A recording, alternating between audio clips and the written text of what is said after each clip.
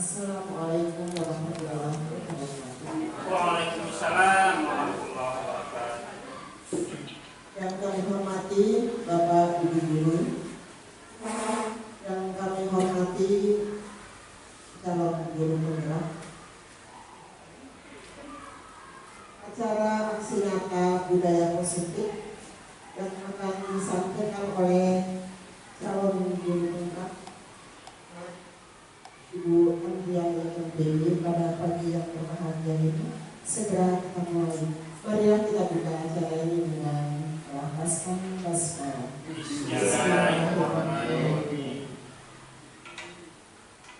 Baik Bapak Ibu Guru, langsung saja kita mulai ke sesi yang pertama adalah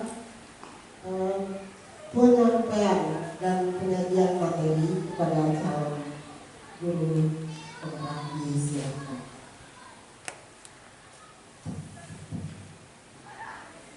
Terima kasih atas kesempatan yang diberikan kepada saya. Pertama-tama saya ucapkan Assalamualaikum warahmatullahi wabarakatuh. Waalaikumsalam warahmatullahi wabarakatuh.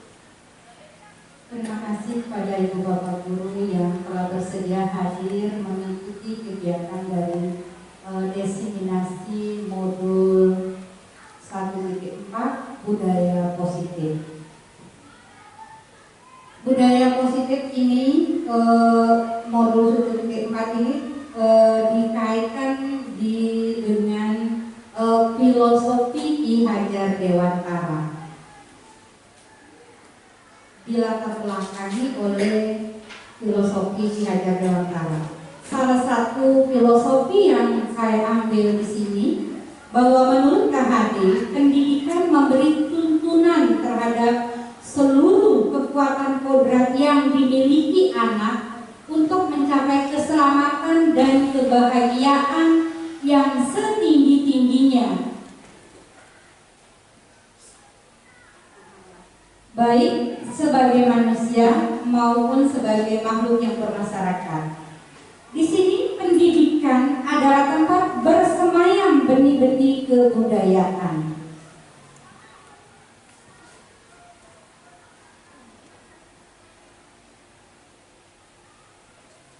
Visi dari saya sebagai CGP adalah mewujudkan murid yang berkarakter sesuai dengan profil pelajar Pancasila melalui proses APK belajar. Profil pelajar Pancasila seperti yang sudah kita ketahui itu adalah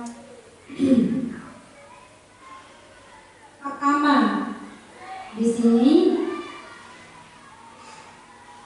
beriman kepada Tuhan yang Maha Esa.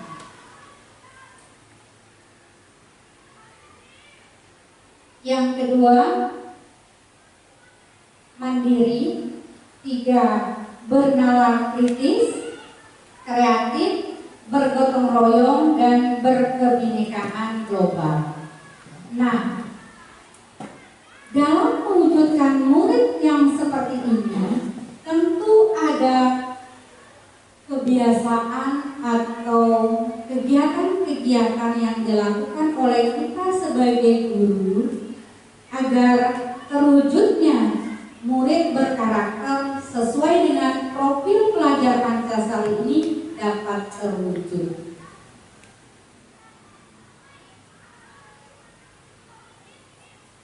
Adapun beberapa materi yang terkait yang akan saya bahas pada hari ini yang harus saya imbaskan ke Ibu dan Bapak Guru. Di antaranya adalah nilai kebajikan dan disiplin positif, motivasi manusia, konsekuensi, hukuman, restitusi, dan fungsi kontrol guru.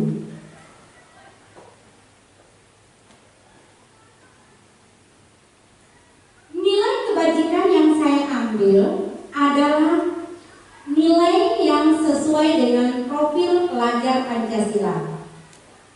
Beberapa referensi lain juga mengatakan bahwa nilai kebajikan itu adalah nilai-nilai universal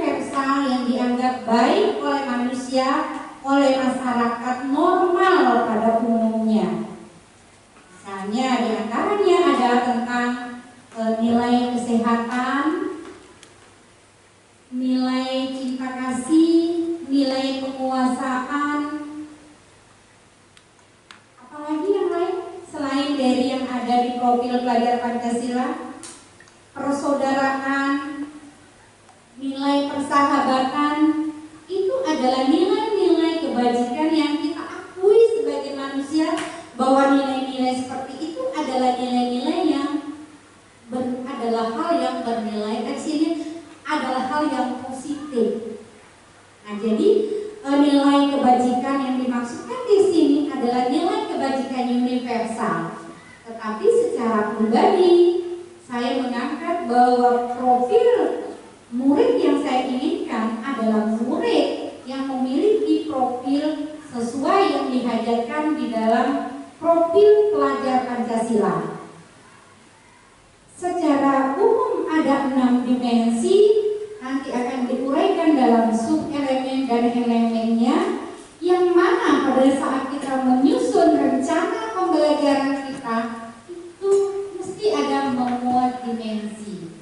Dimensinya apa, elemennya apa, itu adalah target-target yang ingin kita capai dalam kegiatan pembelajaran kita. Selain pembelajaran juga pada proyek P5 kita itu juga sudah ada di sana dalam proyek sekolah itu ada nilai kebajikan yang ingin dicapai.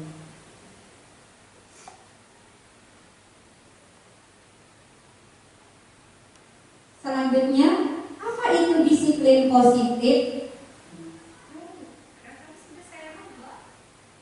Jadi disiplin positif menurut standar nasional pendidikan itu adalah tujuan terbentuknya murid yang berkarakter, disiplin, santun, jujur, peduli, bertanggung jawab, dan merupakan pembelajar sepanjang hayat sesuai standar kelulusan yang ditentukan.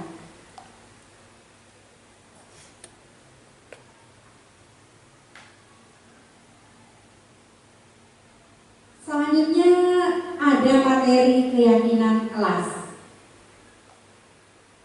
Materi keyakinan kelas ini,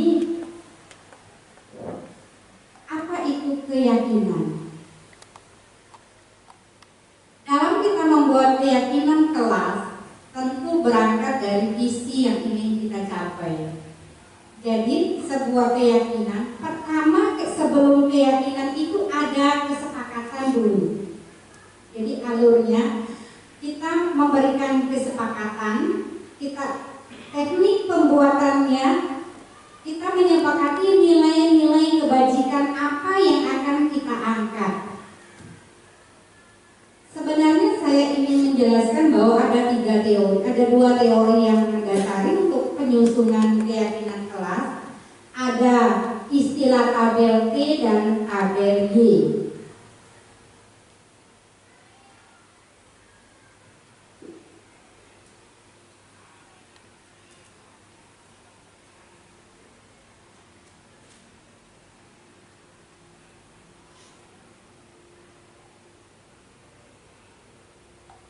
Di antara ibu dan bapak yang sudah pernah membuat keyakinan kelas,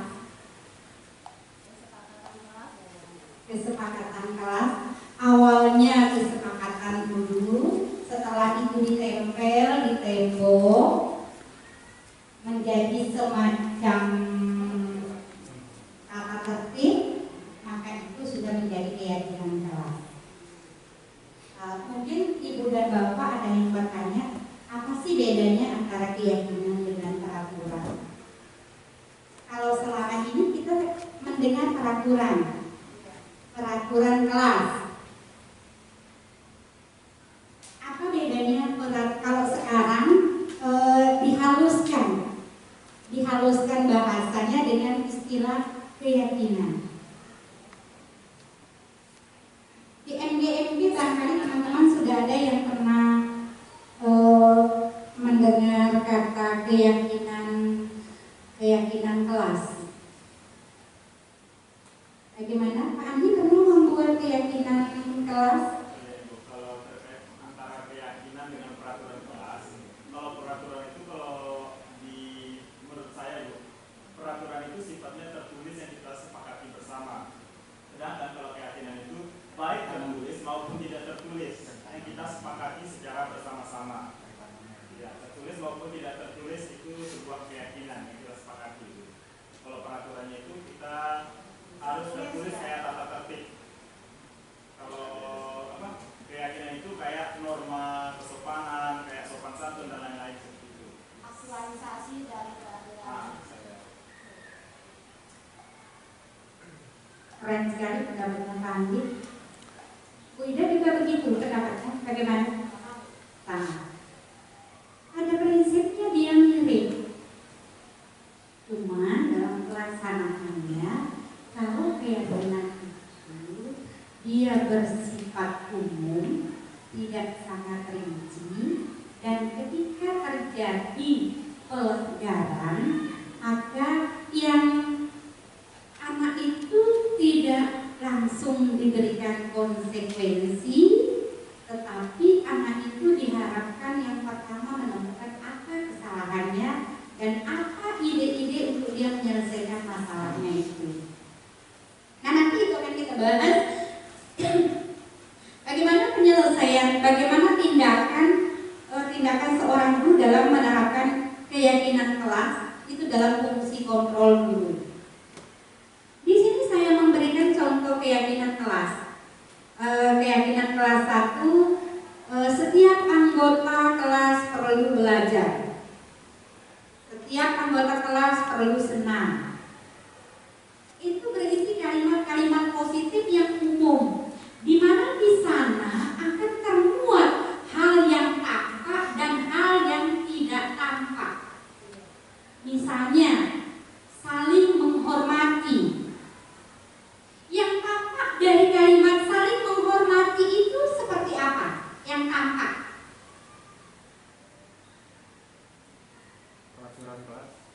Yang tampak, misalnya dalam hal seperti ini, tidak mengambil barang teman sebelum meminta izin. Itu kan yang tampak. Terus yang tidak tampak bagaimana? Bersifat santun, ya kan? Itu kan tidak tampak. Tidak terukur, tidak ada benda misalnya seperti itu. Tapi itu terlihat tersenyum bila berpapasan. Itu bagian dari saling menghormati. Jadi ada tabel yang menggunakan tabel T, itu istilahnya tabel tampak dan tak tampak. Nah, itu barangkali nanti semua dari kita berharap sebelum pelajaran kita mulai, kita kalau sekarang barangkali yang belum membuat, saya sarankan membuat keyakinan kelas. Buat saja kesepakatan apa yang, dan itu modelnya dari anak-anak. Kalau peraturan biasanya kita guru yang langsung, oh kamu tidak boleh begini, tidak boleh, siswa tidak diperkenankan ini, siswa tidak diperkenankan melakukan hal seperti ini. Nah, tapi kalau keyakinan itu tumbuh dari siswa. Anak-anak, agar pelajaran kita berlangsung dengan tertib, efektif, kira-kira apa hal yang akan kita sepakati selama mengikuti pelajaran dengan ibu, misalnya anak akan menjawab, tidak boleh berbicara ketika guru menjelaskan. Anak-anak kita kasih kertas, bisa kita berikan stick note, lalu kita pajang di papan tulis. Anak yang lain nanti yang nadanya sama, artinya sama, kita kelompokkan. Lalu kita rumuskan dalam bahasa yang sifatnya umum. Di situ juga dapat kita berikan anak-anak kita tanya, nah kalau misalnya ada yang melanggar dari keyakinan kita ini, apa yang akan kita lakukan? Kira-kira menurut anak-anak bagaimana caranya bagi teman kamu yang melanggar keyakinan kelas? Tetapi di sini tidak boleh ada hukuman badan. Tidak boleh baik dalam hukuman pukulan, cubitan, mencoret muka dengan spidol atau kapur, tidak boleh ada kalau pada keyakinan.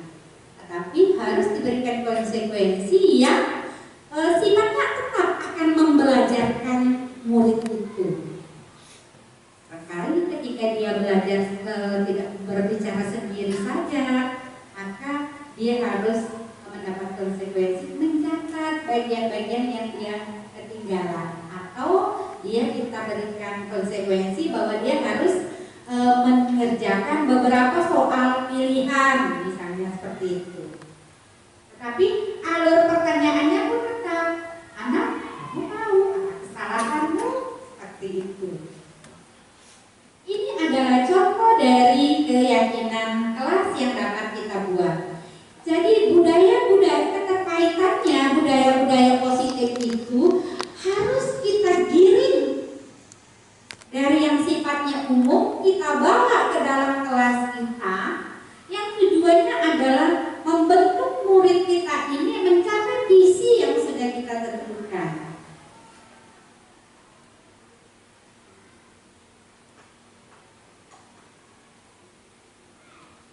Di mana anak-anak yang kadang-kadang melakukan kesalahan, itu dia tidak selamanya anak itu adalah anak yang nakal. Jadi sekarang kita digiring bahwa kita harus berpikir positif bahwa semua anak itu adalah istimewa. Semua mereka itu istimewa. Kenapa? Karena apa yang mereka lakukan itu ada kebutuhannya. Ada kebutuhan dasar mereka yang barangkali belum terpenuhi, di mana mereka itu melakukan baik yang bersifat positif maupun yang bersifat negatif itu ada motivasi yang membuat mereka melakukannya, baik motivasi intrinsik maupun motivasi ekstrinsik. Motivasi intrinsik di sini adalah motivasi yang dari dalam siswa.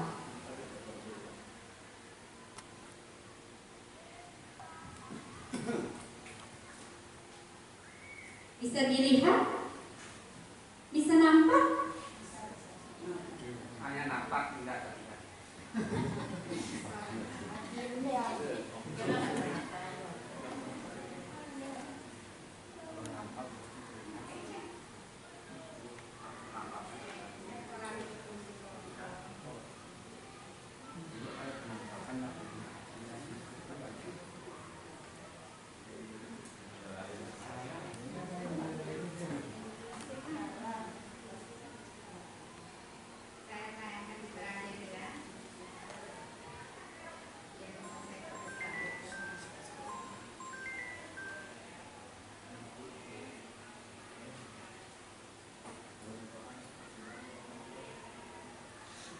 Ini gambar. Jadi ada kebutuhan barangkali anak-anak itu nakal karena kebutuhannya akan kasih sayang dan rasa diterima. Biasanya kita dengar dengan istilah dia cari perhatian. Ada kebutuhan kebebasan. Dia kepingin cara belajarnya dia itu barangkali dia kepingin bebas. Dia ingin belajar yang bervariasi. Barangkali. Yang kedua, barangkali ada kebutuhan akan kesenangan. Ada kebutuhan juga tentang penguasaan, dan yang paling penting, yang sangat krusial adalah kebutuhan bertahan hidup. Di antaranya di sini yang sering kita alami, barangkali anak-anak tidak bisa ikut pelajaran karena sakit perut. Itu disebabkan karena anak itu belum sarapan. Nah, itu adalah salah satu kebutuhan yang disebut dengan kebutuhan bertahan hidup. Yang paling sering kita alami di sekolah ini, kalau kita pantau anak-anak kita kayaknya di kebutuhan yang ini ya, kebutuhan kasih sayang dan bertahan hidup itu yang paling dominan sepertinya. Lalu bagaimana kita menyikapi ini, Ibu dan Bapak Guru? Ada namanya segitiga restitusi. Jadi sebelum ke segitiga restitusi ini, sebenarnya teknik kita menyelesaikan permasalahan siswa itu ada 3. Yang pertama dengan hukuman, yang kedua dengan konsekuensi, yang ketiga dengan menggunakan restitusi. Ini adalah langkah restitusi.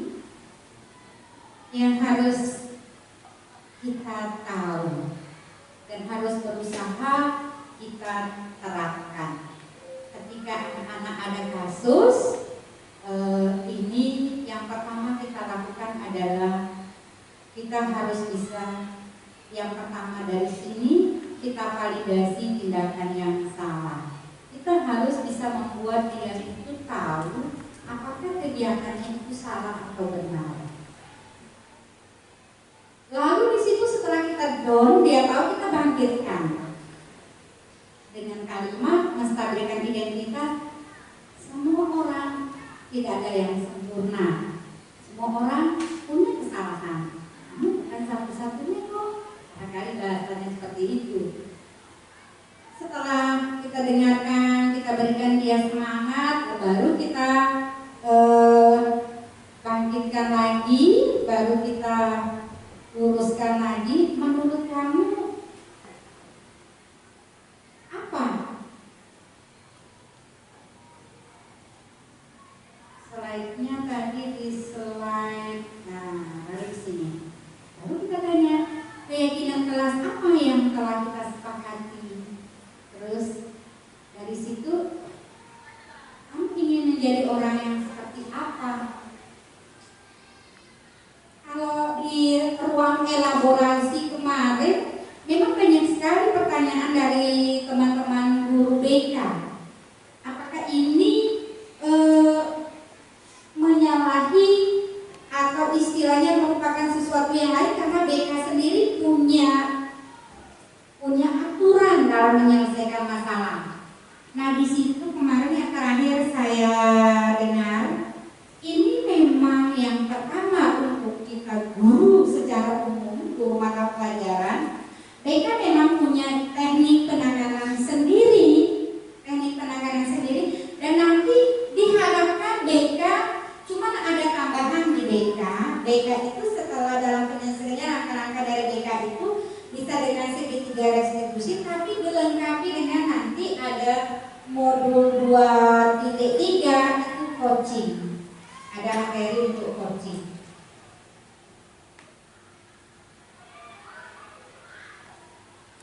Nah, di sini Ibu Bapak bisa melihat perbedaan dari hukuman, konsekuensi, dan restitusi. Kalau kita memberikan anak-anak hukuman, identitas anak itu gagal. Sedangkan kalau kita memberikan konsekuensi, masih dalam harapan identitasnya sukses. Kita kembali bahwa anak itu, murid itu adalah yang istimewa. Mereka itu selalu istimewa. Kalau hukuman itu cenderung menyakitkan, sedangkan konsekuensi itu ya sesuatu itu sudah terjadi, kita mau apa. Sedangkan kalau restitusi, mereka punya pilihan bagaimana sih langkah-langkah mereka ke depannya.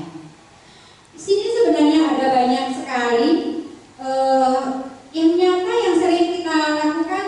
Di situ kita haruskan anak-anak, misalnya kamu sekarang harus minta maaf, seperti itu. Tapi di situ bukan sebenarnya kita mengingatkan. Kalau sudah seperti itu, dia mengarah pada konsekuensi bahwa dia harus minta maaf.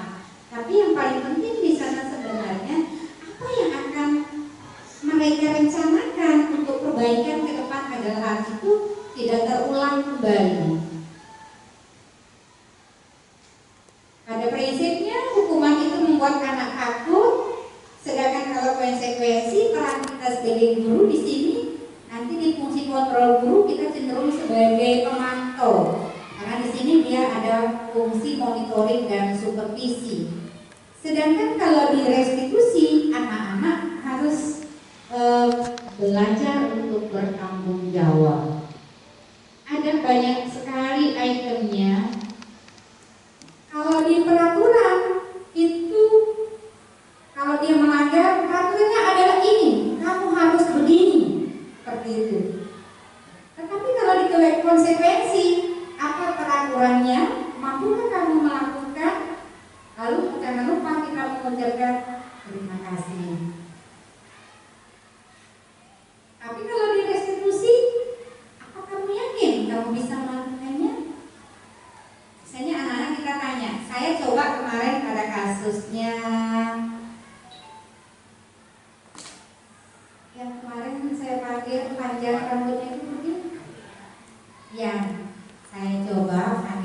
dia rambutnya panjang.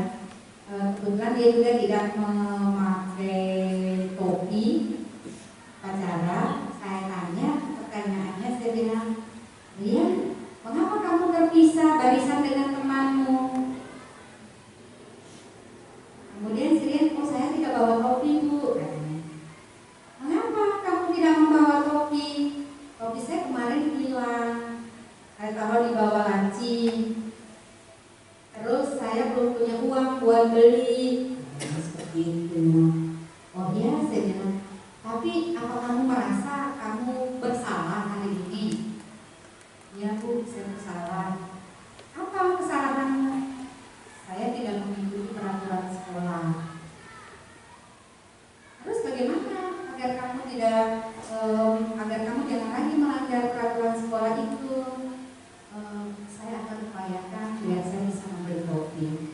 Kalau kamu sudah bisa membeli topi, apa yang terjadi? Apa yang akan kamu lakukan lagi biar topimu tidak hilang? Saya akan menjaganya bu. Lalu pada hari Selasa dan lainnya, ketika saya tidak memakai topi dan tidak upacara, saya tidak akan membawa topi itu ke sekolah biar topi itu tidak hilang. Nah seperti itu. Selain itu apalagi kesalahanmu? Kira-kira dari fisik kamu apa yang janggal dari fisik kamu? Kira-kira yang lain? Coba kamu bercermin. Saya berikan cermin. Oh, bu, rambut saya panjang. Terus, apa kamu tidak merasa risih dengan rambut kamu? Istilahnya sebenarnya di sini adalah bagaimana bahasa kita. Kalau di sini, kalau di restitusi itu kita diharapkan menggunakan bahasa yang lembut. Untuk menjalankan ini, Ibu dan Bapak Guru, keyakinan keras ini ada peran kita guru. Jadi di budaya positif itu dari nilai kebajikannya, bagaimana menerapkan nilai kebajikan itu, apabila ada pelanggarannya, bagaimana si guru itu bersikap. Nah di sini di slide yang terakhir dari saya ini, setelah segitiga restitusi, itu ada namanya fungsi kontrol guru. Jadi kita sebagai guru bisa berperan sebagai penghukum, pembuat rasa bersalah, kemudian bukan profesional ya, tapi teman, pemantau, dan yang terakhir adalah manajerial. Bagaimana, apa bedanya dari peran-peran itu? Saya bisa tunjukkan ke Ibu dan Bapak. Kalau sebagai penghukum, guru itu sering menghardik, menunjuk, menyakiti, menyindir. Sedangkan pada pembuat rasa bersalah itu berceramah, menunjukkan kekecewaan mendalam. Sedangkan sebagai teman, guru di sini anak-anak itu akan membuat alasan-alasan untuk muridnya. Kalau pemantau, menghitung dan mengukur, barangkali teman kita di BK sudah banyak di pemantau. Karena biasanya mereka mendengar dari kasus, kemudian mereka akan menunjukkan, oh dari sini kamu sebenarnya sudah poinnya sekian. Itu fungsinya sebagai pemantau. Tetapi siapa saja dari kita itu bisa kita berperan sebagai manajer. Semua dari kita sebenarnya yang diharapkan kita akan melepaskan fungsi kita sebagai penghukum dan pembuat rasa bersalah. Kita paling rendah itu diharapkan pada fungsi kontrol sebagai teman. Yang paling diharapkan adalah fungsi kita sebagai manajer. Di sini Ibu dan Bapak bisa melihat kalau guru itu sebagai penghukum, dia akan selalu berkata, kalau kamu tidak melakukannya, tanyakan saya, atau saya akan begini kan. Tapi kalau dia sebagai teman, dia sebagai pembuat rasa bersalah, terus terang saya kecewa. Tapi itu juga membuat down yang anak-anak. Kalau dia sebagai teman, kamu tidak menghargai ibu sama sekali. Kamu membuat saya harga diri saya jatuh sebagai wali kelas. Nah, itu dia fungsinya sebagai teman. Anak-anak itu akan sedih. Lalu sebagai pemantau, kita memang share, kita akan memberikan anak-anak kreativitas bagaimana ide-ide mereka agar mereka itu dapat melakukan kontrol diri, membuat sebuah manajemen perubahan-perubahan. Harapannya apa? Kalau hukuman itu dalam berbagai penelitian, kalau sering diberikan hukuman itu sifatnya hanya sebentar jeratnya, tetapi akan menumpuk dalam suatu fase waktu tertentu. Dia akan berulang dengan kegiatan yang lebih dahsyat lagi. Tapi intinya kalau kita sudah menerapkan fungsi kontrol kita baik sebagai pemantau atau sebagai manajerial, itu anak-anak yang akan memikirkan masa depan mereka. Jadi mulai sekarang sudah kita harus kirim mereka. Kira-kira kamu kalau mau baik itu kira-kira apa yang akan kamu lakukan? Barangkali kita dapat membantu mereka dengan coba kamu tulis biar kita dalam ingatannya. Itu adalah fungsi kontrol kita, ibu bapak guru yang bisa kita lakukan. Saya yakin ini sesuatu yang tidak mudah. Barangkali nanti selanjutnya akan saya bagikan grup lagi agar bisa kita pelajari lagi bersama. Mungkin itu dulu untuk sesi pemaparan dari saya. Apabila ada pertanyaan silakan dari saya kembalikan ke moderator. Terima kasih. Ya, terima kasih kami sampaikan kepada calon guru Ibu Perkuliahan Terpilih. Demikian tadi penyampaian dan penyajian materi yang berisi diseminasi modul 1.4 yang berisi budaya positif yang dikaitkan dengan filosofi di hadapi waktu. Yang antara lain di dalamnya berisi pendidikan adalah seluruh kekuatan kodrat, dan yang kedua bersemayam demi di dalam pendidikan itu bersemayam demi kebudayaan. Tadi juga dipaparkan visi dan misi calon guru penggerak, antara lain 1 beriman, 2 mandiri, 3 bernalar kritis, 4 mengikuti peradaban global, dan berkelompok royong. Yang lain juga yang baru kita dengar adalah nilai keyakinan, ya. Adanya juga fungsi kontrol dari Bapak Ibu guru. Materi yang luar biasa yang telah disampaikan oleh calon guru penggerak kita. Sebelum kita lanjut ke sesi tanya jawab, mari kita berikan aplaus untuk calon guru penggerak kita, Ibu Andriani Terpilih. Dan selanjutnya kita memasuki sesi tanya jawab. Kepada Bapak Ibu guru disilakan untuk mengajukan pertanyaan. Kita batasi untuk 3 orang. Silakan.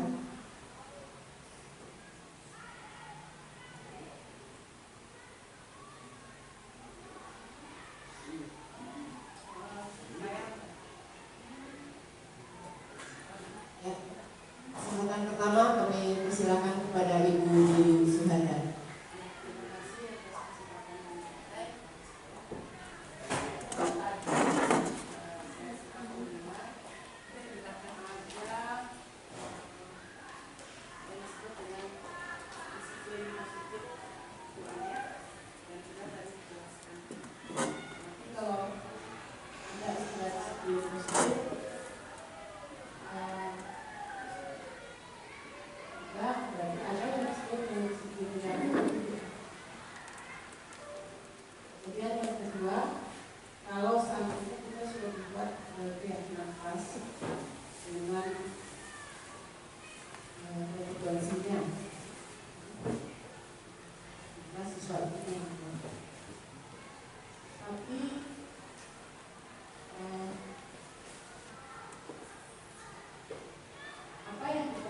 Konsekuensi yang sudah disepakati oleh siswa itu juga tidak berlaku untuk masih juga ada yang melanggar walaupun kita sudah membuat konsekuensi itu. Ada solusi lain, solusi baiknya ketika siswa sendiri melakukan konsekuensi yang sudah disepakati. Itu dari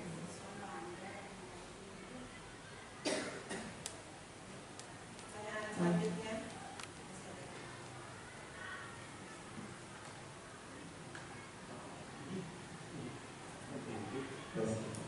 Assalamualaikum warahmatullahi wabarakatuh. Tadi kan Ibu sudah memaparkan terkait ada 6 kebijakan, salah satunya di situ ada hukuman, ya salah satunya di situ ada hukuman. Nah, sejauh mana kita memberikan hukuman kepada anak, tetapi anak itu tadi stepnya Ibu sudah memaparkan bahwa salah satunya itu motivasi. Nah, ketika kita sudah memberikan motivasi, cara belajar kita sudah coba dengan yang terbaik. Salah satunya saya pernah mengajar di kelas 8F sekarang. Ya, salah satunya di situ ada salah satu murid istimewa kita, Akbar. Ya, saya pernah belajar secara individu dengan dia, terus ada pembelajaran kooperatif atau kerjasama. Tetapi ketika pembelajaran kooperatif, dia ada temannya nangis gara-gara dia ketika saya berada di kelompok lain. Gitu. Nah, sejauh mana kita dapat memberikan hukuman ketika anak-anak itu melanggar konsekuensi, melanggar kesepakatan kelas kita itu. Ketika tugas-tugas yang kita berikan itu dia tidak laksanakan juga. Misalnya saya mau kasih catatan, tetapi catatannya tidak juga diselesaikan. Ketika saya suruh nyata di luar, dia malah senang gitu.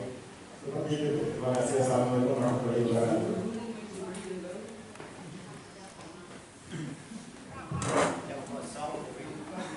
Assalamualaikum warahmatullahi wabarakatuh.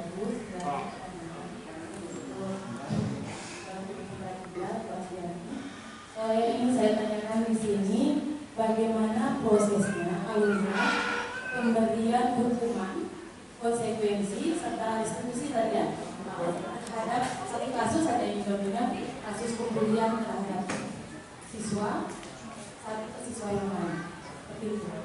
Proses penanganan tadi pemberian hukuman, konsekuensi dan restitusi tadi. Terima kasih. Assalamualaikum warahmatullahi wabarakatuh. Ya, terima kasih kami sampaikan kepada ketiga penanya. Antara lain pertanyaan dari Ibu Yuyu, adanya keyakinan kelas dengan konsekuensinya. Pertanyaannya, apakah konsekuensi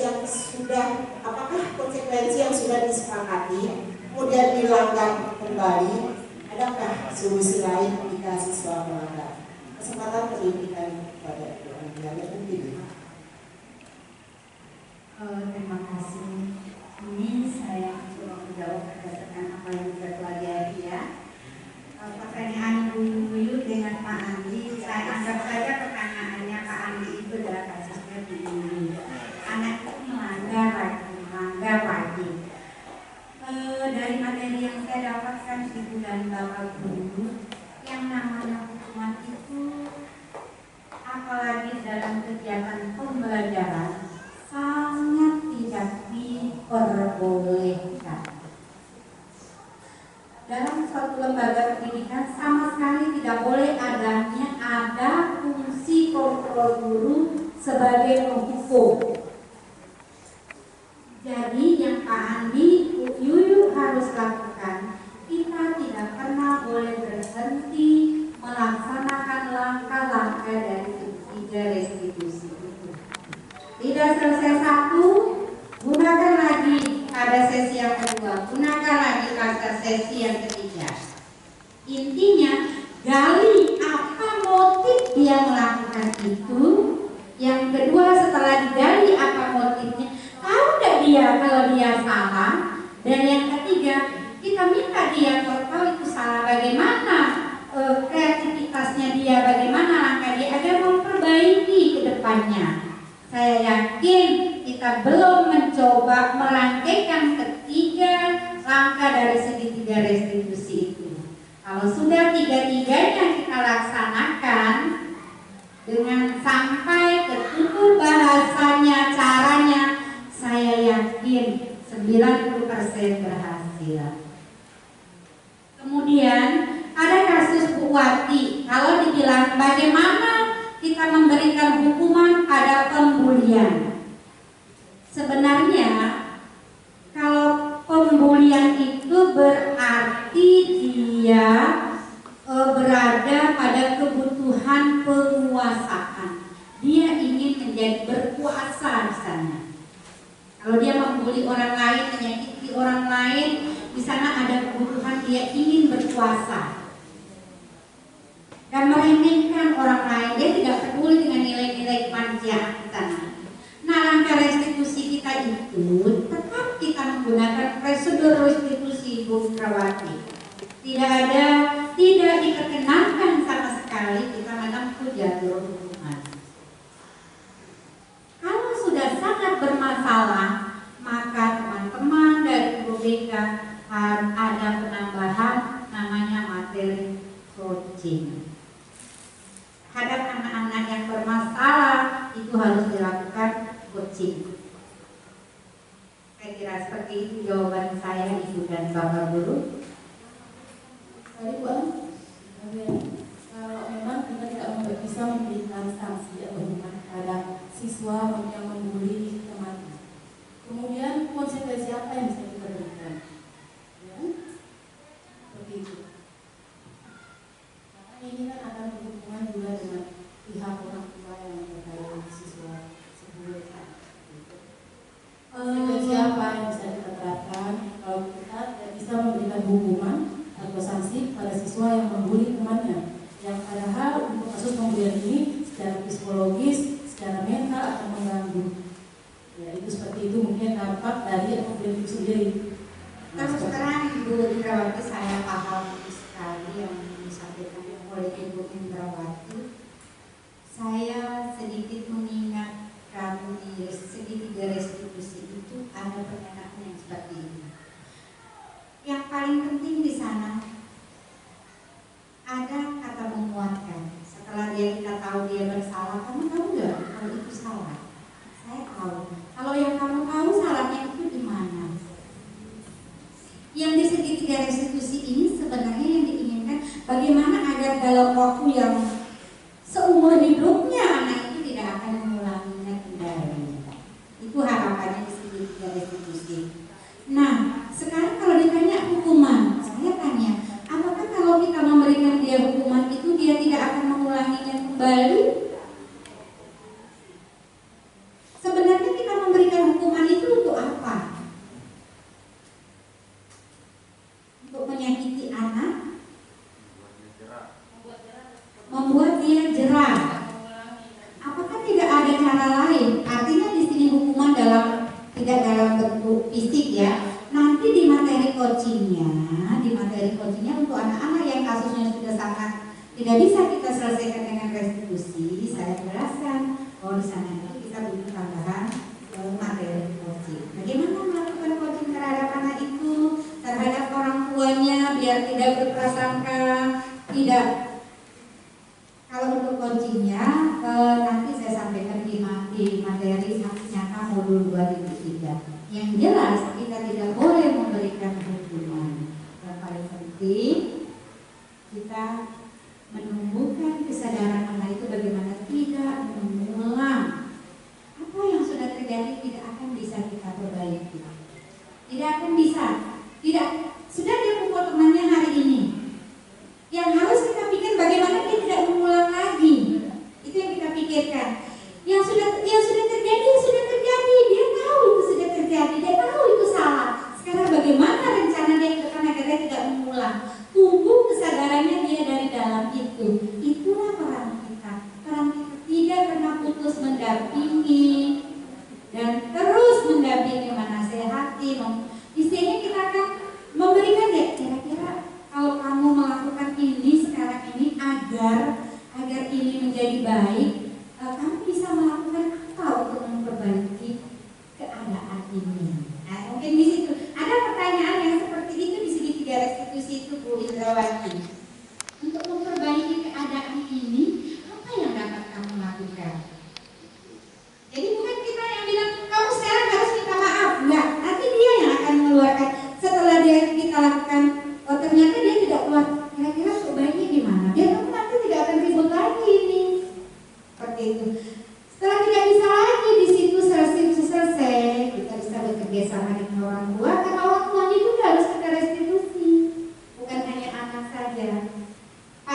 yang sangat istilahnya sudah tidak bisa dengan bahasa. Di situ kita terapkan namanya prosedur. Tetapi apabila kekerasan, maka itu akan tetap kita undang-undang. Sudah jelas itu aturannya. Selagi dia masih bisa dalam kapasitas kita sebagai pendidik, maka kita harus menerapkan fungsi kontrol sebagai manajer. Saya kira itu. Kita belum mencoba semuanya. Barangkali kita baru mencobanya sepotong-sepotong, tapi belum ketiga-tiganya, belum semua itemnya kita coba. Kalau sudah kita coba semuanya sampai dengan raut muka kita sebagai guru, insya Allah kita berpikir positif saja. Tidak usah berpikir ada disiplin negatif, Bu. Tidak ada. Namanya disiplin negatif itu menghukum disiplin negatif itu.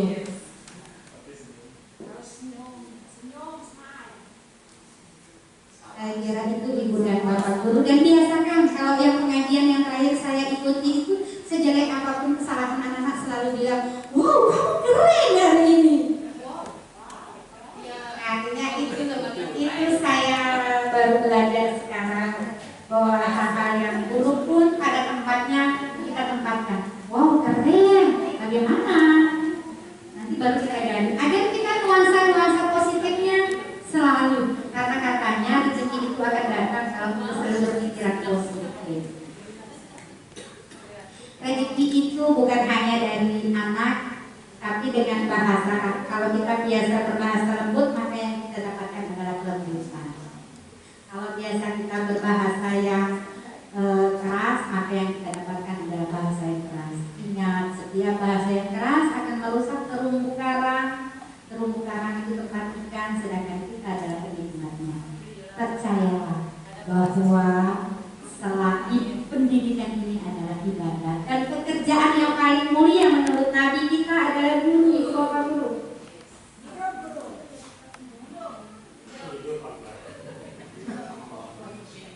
Guru pekerjaan yang katanya Nabi pertama masuk surga. Saya kira itu quotes yang dapat saya berikan. Mulai kita berpikir positif, perlakukan anak-anak dengan hal positif. Kalau anak-anak selalu kita hukum, dia akan ada masanya meledak kenakalannya. Tapi bagaimana kalau kita dengan kasih sayang? Lihatlah anak kita di rumah. Anak kita panggil, kita sentuh dengan kata-kata kita yang selembut-lembut yang kita miliki. Bagaimana anak yang di sekolah ini, anak yang memberikan kita uang untuk menghidupkan anak kita di rumah, kita perlakukan juga dengan kata-kata yang lembut. Mereka kurang satu, sertifikasi kita tidak cair. Anak kita di rumah tidak bisa kita ajak ke KFC. Jadi marilah kita berbicara, berkata, bersikap positif, sebagaimana kita selalu berpikiran positif kepada anak-anak kita di rumah. Jangan bedakan ibu dan bapak. Itu dari saya. Terima kasih. Wabillahi taufiq wal hidayah. Itu dari saya. Selanjutnya saya serahkan ke moderator. Terima kasih ibu dan bapak guru. Ya, terima kasih. Kami sampaikan kepada calon guru penggerak kita Ibu Andriani MPD. Demikian dapat kita simpulkan, Bapak Ibu Guru yang hormat, dapat kita simpulkan dari penyajian tadi, yaitu tidak dibenarkan hukuman kepada anak didik kita. Dan yang kedua, harus apapun yang kita lakukan harus mengacu pada segitiga restitusi, dengan harapan seumur hidup anak kita tidak melakukan atau tidak mengulangi kesalahan yang sama. Dan kita di dalam diri kita harus ada fungsi kontrol sebagai manajer.